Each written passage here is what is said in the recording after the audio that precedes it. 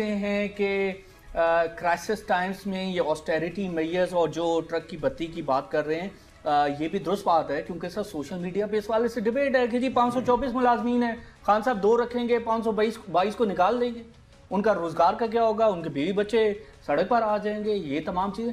تو آپ سمجھتے ہیں کہ جو ایجنڈا ہے، جو سمت ہے وہ بہتر ہونی چاہیے اور ان چیزوں میں زیادہ نہیں پڑنا چاہیے، کیونکہ پھر یہ ڈیبیٹ بھی ایک طرح سے کریٹ ہو جائے گی، اور میڈیا کیونکہ آپ کو پتا ہے کہ فریڈم ہے، ہر جگہ ڈیبیٹ ہوتی ہے. تو آپ سمجھتے ہیں کہ ہمیں ریفارم بیس ایجنڈا، اسٹرکچرڈ ایجنڈا، اسی کی امپلیمنٹیشن کے پیچھے جانا چاہیے اور اسی کے پیچھے انرجیز اپنی ساری انویسٹ کرنی چاہیے. یہ جو 60 پوائنٹ ہے نا، ان ہر پوائنٹ پر امپلیمنٹیشن پروگرام بنے گا، مجھے یقین ہے، کیونکہ یہ پوائنٹس تو ایک ویژن ہے، ویژن کے بعد اس کے گول بنتے ہیں، گول کے بعد اس کی امپلیمنٹیشن پلان بنتا ہے.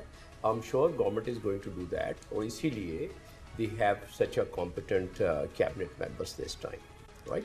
سو now the answer to your question is that doable things about those 500, over 500 people, if they are laid off from the Prime Minister House, then what happens?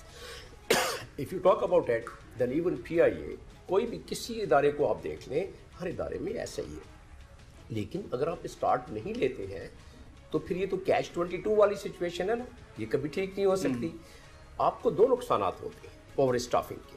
Over staffing پہ آدھے minute کا میں کر کے پھر آگے چلتے ہیں. 2 نقصانات ہوتے ہیں اوور اسٹافنگ. اور اسٹافنگ جہاں ہوگا وہاں ایفیشنسی ڈاؤن ہوگی.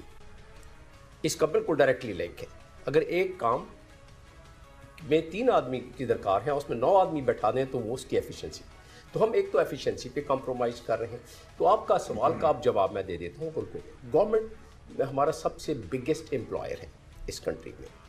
آپ ریسٹرکچرنگ کریں. آپ نے ویسے ہی ایس ایم ای کے لیے ہم نے کہہ دیا ہے، انڈسٹریلائزیشن کے لیے پرائم منسٹر ہاؤس میں ایک سیل بن رہا ہے. All these things have to be concurrent. جب concurrent ہوں گے تو they will complement and supplement each other. جب